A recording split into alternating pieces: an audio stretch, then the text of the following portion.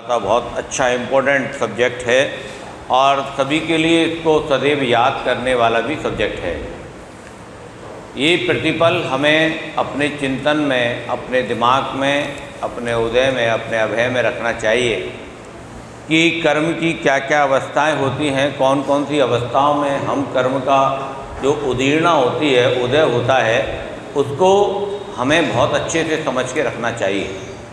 यहाँ पर आचार्यों ने 3 तरह से कर्म की उदीर्णा बताई और ये बहुत महत्वपूर्ण है कि जीव किस प्रकार कर्म, पाप और पुण्य के कर्म करता है और किस प्रकार उसके पाप और पुण्य के कर्मों का उदय होता है, किन किन अवस्थाओं में होता है और किस किस तरह होता है। इस चीज़ को बहुत ही अच्छी तरह इन्होंने यहाँ पर समझाया है। पहला तो कर्म उन्होंने बताया कि ऐसा कर्म जो जिस कर्म का बंध हो और वो कर्म एक बार में ही फल दे के झड़ जाए। एक कर्म तो ऐसा हो गया कि उसने कर्म का जीव ने बंद किया, दोनों ही तरह की बात कर रहा हूँ, पाप कर्म की भी बात कर रहा हूँ और पुण्य कर्म की भी बात कर रहा हूँ कि जीव ने कर्म का बंद किया और जैसा उसने कर्म का बंद किया, साता वेदनी असाता वेदनी कर्म का उदय उसका हुआ और वो उसको फल देके चला गया और उसके जो जीव के साथ कार्माण शरीर है, उसकी जो कार्माण शरीर की पुद्गल वर्गणाएँ हैं और वो उससे छिटक कर अलग हो जाती है एक बार में। एक कर्म तो इस तरह का होता है। दूसरा कर्म है कि उसने उस कर्म का बंद किया और उसको एक बार उसने फल दिया, फल यानी कि दोनों ही फल, साता फल और असाता, एक बार उसने दिया, फिर कुछ समय बाद फिर वो कर्म फिर दे रहा है, फिर फल दे रहा है, फिर कुछ समय बाद फिर वो कर्म कुछ फल दे रहा है। तो 2-3 बार में फल देकर वो हटता है। जैसे गन्ने की खेती देखी है, गन्ने की खेती होती है, एक बार में बो दो तो लगातार 3 साल उसमें से गन्ने निकलते हैं। कौन सा वैसे ही है क्या? हाँ, बिना बोए एक बार बो दो, बस ऊपर से काट लो, अगली साल फिर वो गन्ना तैयार, फिर काट लो, अगली साल फिर वो गन्ना तैयार। ऐसे करके लगातार 3 साल तक गन्ने की फसल मिलती है। जब तो गन्ने के जो खेत के जो किसान हैं वो ज़्यादातर राजनीति में रहते हैं, क्योंकि काम तो होता नहीं उनके पास, कोई कुछ करना नहीं, आराम से पानी की कमी है नहीं, तो नहरें बहुत बड़ी बड़ी हैं नदी की जैसी, बस पानी दे दिया और अपने मज़े से राजनीति में पश्चिम उत्तर प्रदेश के ज़्यादातर नेता जो होते हैं वो इसी में फिर क्या करें, खाली बैठे बैठे क्या करें। तो इस तरह के लोग होते हैं। तो ऐसे हम अपने विषय पे आते हैं। तो कर्म एक इस तरह का भी होता है कि एक बार उदय में आया तो 2-3 बार में फल दे के फिर वो हटता है। तो कभी कभी ऐसा होता है कि जैसे अशुभ कर्म का उदय हुआ तो व्यक्ति धन से भी गया, शरीर से भी गया और भी कई चीज़ों से भी चला गया। तो कहते हैं देखो कैसी मुसीबत आई। तो वो इस तरह के कर्म का बंध होता है। जब जीव उस कर्म के बंध को करता है तो वो सब तरह से फल देता हुआ जाता है, हर तरह से। मकान भी बिक जाता है, ज़मीन जायदाद भी चली जाती है, धन भी चला जाता है, घर में भी कुछ अनिष्ट वियोग हो जाते हैं। इस तरह से वो कर्म होता है। और एक कर्म ऐसा होता है जैसे आम का वृक्ष, एक बार बो दिया तो 50 वर्षों तक फल दे रहा है। अब डिपेंड ये करता है कि हम अभी तक तो ज़्यादातर कि जो करेगा तो भरेगा, अभी तक तो यही सुनते आ रहे हैं। लेकिन यहाँ पर जो आचार्यों ने विवेचना की कि नहीं, कर्म के उन्होंने और भी भेद बताए। उन्होंने कहा जो करेगा तो भरेगा, लेकिन कभी कभी ऐसा भी होता है कि कर्म की जो डेंसिटी होती है, प्रभावशीलता होती है, वो इतनी गहरी होती है कि जैसे किसी एक ने आम का पेड़ लगाया, अब वो 50 साल तक तो जीवित रहेगा नहीं रहेगा पता नहीं, लेकिन उसके बच्चे भी खा रहे हैं, उसके नाती भी खा रहे हैं। तो ऐसे ही पुण्य कर्म होते हैं। ऐसे गुण पुण्य कर्म जो कहते हैं, गुण बहुत गाढ़ा पुण्य कहते हैं ना, इसका पुण्य कितना गाढ़ा है कि ख़त्म होने का नाम ही नहीं ले रहा। तो ऐसा गाढ़ा पुण्य जो होता है उसको वो तो भोगता है, उसके परिवार वाले भी मतलब भोग करते हैं, उसका आनंद लेते हैं, उसके बच्चे भी आनंद लेते हैं, उसके नाती भी आनंद लेते हैं। ऐसे ही असाता कर्म का उदय होता है तो 3-3 पीढ़ियों तक भी झेलना पड़ता है। तो डिपेंड करता है कि भाई जब करा किसी ने तो वो क्यों भोग रहे। ये होता है अनुमोदक। अनुमोदक, जैसे किसी ने गलत कार्य किया और आप उसकी अनुमोदना के लिए उसके साथ हैं, नहीं ठीक है साहब कोई बात नहीं, अरे तुम जो कर रहे हो बढ़िया, तुमने बहुत अच्छा किया, ये काम कर दिया, लेना देना कुछ नहीं, कृतकार्य अनुमोदना हो गई। तो यहाँ पर वो सब नियम लागू होता है। उन्होंने कहा भाई किया तो उसके पिता ही ने, फिर बच्चे क्यों भोग रहे हैं, फिर कर्म सिद्धांत का फेल हो गया। कर्म सिद्धांत कभी नहीं फेल होता। कर्म सिद्धांत इतना ईमानदार है कि वो रत्ती भर भी इधर से उधर नहीं होता। तो जो अच्छे कार्यों की अनुमोदना करता है, धर्म के कार्य की अनुमोदना करता है, कोई भी धार्मिक कार्य कर रहा है, तो वो पकी पकाई फसल खाता है, फिर उसे पुण्य बिना किए हुए पुण्यों का आश्रव उसके खाते में हो जाता है। जैसे किसी की धार्मिक कार्य में सहयोगी बनना, मुनि महाराजों का आहार विहार आदि में सहयोगी बनना, मुनि महाराजों की वैयावृत्ति करना, धर्म के क्षेत्र मंदिर जी की सेवा करना, कहते हैं ना कि इतनी अच्छे से पूजा करो, इतनी सुंदर द्रव्यों से पूजा करो, अपनी औकात से बढ़कर शानदार पूजन करो, अपनी जो जितना हम सामर्थ्य करते हैं उस सामर्थ्य से ज़्यादा भगवान की भक्ति करो, भगवान के गुणानुवाद करो। तो ये ऐसे कार्य करने से इस तरह के कर्मों का बंध होता है कि हम तो उसका आनंद लेते ही लेते हैं, हमारे आने वाले पीढ़ियाँ जो होती हैं वो भी उसका आनंद लेते हैं। इसी प्रकार इसका उल्टा भी होता है। अंतराय कर्म का बंद किया और अंतराय कर्म भी ऐसा किया कि नहीं ये काम नहीं होगा, कोई पुष्ट धातु कोई धार्मिक कार्य नहीं होने देना, महाराज आदि की निंदा करना, आहार आदि में परेशानी उत्पन्न करना, और भी ऐसे अशुभ कार्य करना जो आचार्य भगवान ने बताए कि इसको मत करो, फिर भी उस कार्य को कर रहे हैं। व्यापार में मिलावट करना, ग्राहकों से धोखेबाजी करना, खाद्य पदार्थों में उल्टा सीधा मिलाकर धन उपार्जन करना, यदि सोने चांदी का कार्य कर रहे हैं तो उसमें मिलावट करना, 24 कैरेट का कहकर 18 कैरेट का बेच रहे हैं। तो ऐसे जो मूल रूप में ना बताकर वस्तु को बढ़ा चढ़ाकर बेचना और उल्टे सीधे पैसे लेना, तो ये सब अशुभ कर्म का बंद करने में, सब अशुभ कर्म का बंद करते हैं। नहीं, हमारा धर्म नहीं कहता कि झूठ बोल के आमदनी करो। देखो यदि ऐसा नहीं है, ऐसा नहीं है,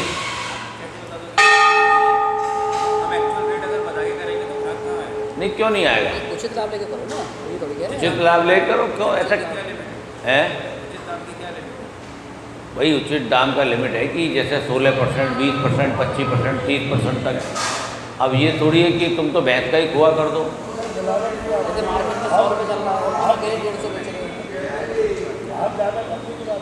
भाई अगर प्रॉफिट नहीं कर रहा है, चांदी है, चांदी में आपने चांदी में आपने कहते हैं 97 है और वो 50% भी नहीं है।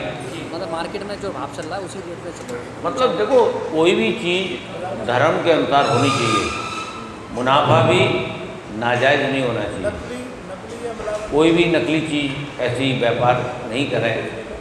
जो ओरिजिनल है, कभी पॉलिसी करने जाएं तो उल्टा सीधा कभी कभी पॉलिसी उल्टा होता है कि ये भी मिलेगा वो भी मिलेगा, और जब मिलने का नंबर आता है तो कुछ भी नहीं मिलता है, जब मिलता है तो आधा अधूरा मिलता है। तो जो है एक्चुअल बताओ, तुम्हारा पुण्य तो कहीं जाने वाला नहीं है, जो तुम्हारी किस्मत में आने वाला है उसे कोई रोकने वाला नहीं है, और जो आने वाला नहीं है वो तुम कितना भी कुछ कर लो, वो किसी भी रास्ते से आ भी गया तो वो फटाफट से इधर उधर से होके ज़बरदस्ती तुम पकड़ भी लाए, कमा भी लिया, तो किसी ना किसी रास्ते से होके वो नाली कचारी से होके वो चीज़ निकल जाएगी, रुकने वाली नहीं है। इसलिए आचार्य ने कहा, आचार्य भगवान ने कहा कि पुण्य करो, गाढ़ा पुण्य करो, ऐसा करो कि वो उसमें से निरंतर बादलों की तरह बारिश हो। तो इस तरह कर्मों का ये वर्णन यहाँ पर किया गया था। बहुत अच्छा सब्जेक्ट है। निरंतर हमें कोई भी क्रिया करें तो विवेक अपने साथ रखें कि हम क्या कर रहे हैं क्या नहीं कर रहे। और इस तरह से अब यहाँ पर कल हम उदीर्णा तक हमने पढ़ा था, आज उत्कर्षण पढ़ते हैं। उत्कर्षण का अर्थ होता है बढ़ना, यानी पूर्व कर कर्मों की स्थिति और अनुभाव के बढ़ने के उत्कर्षण कहते हैं। अशुभ कर्म का बंद करने के पश्चात यदि जीव के और अधिक कलुषित परिणाम होते हैं तो अशुभ भाव से पूर्ववत कर्मों की काल मर्यादा फलदान शक्ति में वृद्धि हो जाती है। यानी किसी ने अपने पाप कर्म का बंद कर लिया और उसे पता है कि नहीं मैं गलत कर रहा हूँ, फिर भी वो करता जा रहा है, तो उसके वो पाप कर्म बढ़ते ही जाएंगे और ज़्यादा गाढ़े होते जाएंगे। वो इतने गाढ़े हो जाएंगे कि वो कितने भी पुण्य कर ले, जैसे कहते हैं निधत्त निकाचित कर्म, निधत्त निकाचित कर्म, जैसे पत्थर में लकीर खींच दी, मिटेगी नहीं। दो चट्टानों के बीच में दूरी भरेगी नहीं, डालो कितना मलबा डालोगे, इस तरह के ये उसका उत्कर्षण कर्म, अपकर्षण, इसमें दोनों ही हैं, इसको दोनों ही मान के चलना, पाप कर्म भी और पुण्य कर्म भी। एक है पुण्य कर्म कर रहे हो, पहले से पुण्य की पोटली खूब है, फिर भी पुण्य करे जा रहे हो, तो ये सातिशय पुण्य करो। पुण्य में भी कैसे करो, सातिशय पुण्य करो जिसका अपना आत्म कल्याण के लिए मार्ग प्रशस्त हो। अपकर्षण, अपकर्षण का काम है कम होना, जो कर्म को बंद कर लिया है उसको कम करना। जैसे आपने कभी इसमें उल्टा देखो, कभी पुण्य कर्म का बंद किया तो आपने सोच लिया यार मैंने तो सिद्धिचक विधान करा लिया, अब मैं उल्टा सीधा काम कर लूँगा भी तो भी मेरा कोई बिगाड़ने वाला नहीं है, मैं मुनियों का आहार कराता हूँ और मैं मिलावट कर लूँ तो कोई बात नहीं, चल जाएगी क्योंकि मेरा वो पुण्य बहुत गाढ़ा है। तो ये हो गया अपकर्षण, यानी कमाई दौलत को लुटा देना। एक होता है संक्रमण, संक्रमण का अर्थ है परिवर्तन, जीव के परिणामों के द्वारा पूर्व में बंधे हुए कर्म की प्रकृति अपनी सजाती दूसरी प्रकृति में बदल सकती है। आठों मूल कर्म परस्पर में परिवर्तित नहीं होते हैं। संक्रमण की यह शक्ति आत्मा की पवित्रता के साथ बढ़ती है। आत्मा जितनी पवित्र होती है उनमें संक्रमण शक्ति उतनी ही अधिक होती है। ये भी वही कर्मों को बता रहे हैं, कम ज़्यादा करना।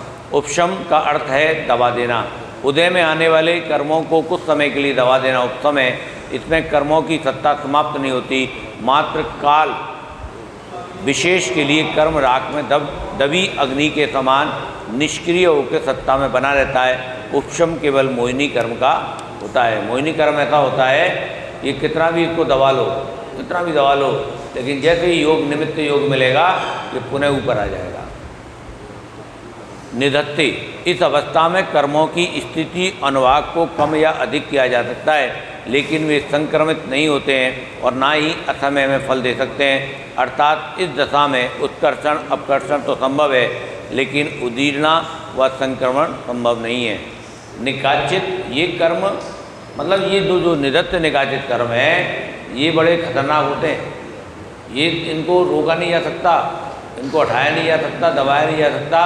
ये तो कर्म दंड दे के ही जाएंगे और अपने समय में देके जाएंगे, कर लो कुछ भी करना है।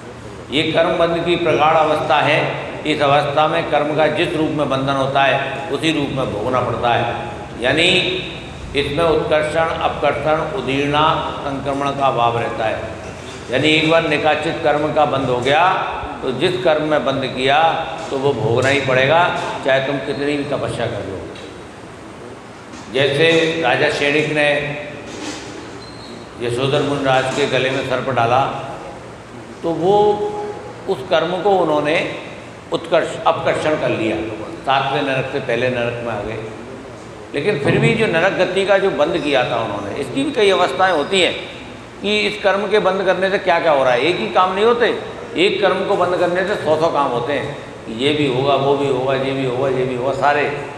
तो उन्होंने नरक आयु का तो बंद कर लिया। आयु का बंद एक बार हो जाए तो वो बदलता नहीं है कभी भी, तो नरक आयु का बंद कर लिया। लेकिन उन्होंने अपनी तपस्या करके प्रायश्चित करके महावीर भगवान के पाद मूल में जाके उनको अपकर्षण कर लिया, नीचा कर लिया। केवली सिद्धि के कर्म की प्रकृतियों का नाश। 6 प्रकार के कर्मों की कुल 63 कर्म प्रकृतियों का नाश होने पर जीव को केवल ज्ञान प्राप्त होता है। समस्त 8 कर्मों की सभी 148 प्रकृतियों का नाश होने पर वह सिद्ध अवस्था को प्राप्त करता है। केवली के द्वारा जिन 63 प्रकृतियों का नाश होता है उसमें 4 घातीय कर्मों की सभी 47, आयु कर्म की 3 और नाम कर्म की 13 प्रकृतियाँ सम्मिलित हैं। घातीय कर्मों की प्रकृतियाँ 47 बताई गई हैं। ज्ञानावर्णी कर्म की 5, दक्षिणावर्ण की 9, मोहिनी की 28, अंतराय की 5, इस तरह 33, 9, 42, 5, 47 घातीय कर्म की प्रकृतियाँ हैं। ये सब वर्णन आ रहा है कि कौन से कर्म को बंद करने पे किस किस नेचर के कर्मों का बंद होता है। अघात्य कर्म की 16, आयु कर्म की 3, देवायु, नरक आयु और त्रंच आयु। नाम कर्म की 13, गति नाम कर्म ये अपन पढ़ चुके हैं। जाति नाम कर्म, उद्योत, आतप, साधारण, इस तरह से ये 13 नाम कर्म की गति हैं। सूक्ष्म नाम कर्म 1, स्थावर नाम कर्म 1। केवली भगवान जगन्य से अंतर्मूर्त और उत्कृष्ट से 8 वर्ष अंतर्मूर्त कम 1 करोड़ पूर्व तक संसार में रहते हैं। यानी केवली भगवान जगन्य से अंतर्मूर्त और उत्कृष्ट से 8 वर्ष अंतर्मूर्त कम 1 करोड़ तक संसार में रहते हैं। केवली के 14 गुण स्थान में पहुँचते ही 85 शेष रही कर्म प्रकृतियाँ में से 72 कर्म प्रकृतियों का नाश उपांत्य समय अंतिम समय से पूर्व समय में हो जाता है। वे अपने काल के अंतिम समय में शेष 13 प्रकृतियों का नाश करते हैं, अर्थात सिद्धालय में विराजमान होने से पहले 13 प्रकृतियों का नाश भी हो जाता है। इस गुण स्थान का काल आई उ रिजलू इन 5 हस्त अक्षरों के उच्चारण होने में लगता है, समय मात्र है। इस प्रकार सिद्ध होने से पहले 85 कर्म प्रकृतियों का नाश होता है। ऐसे कुल 148 प्रकृतियों कर्मों की प्रकृतियों का नाश करके वो सिद्धालय में विराजमान हो जाते हैं।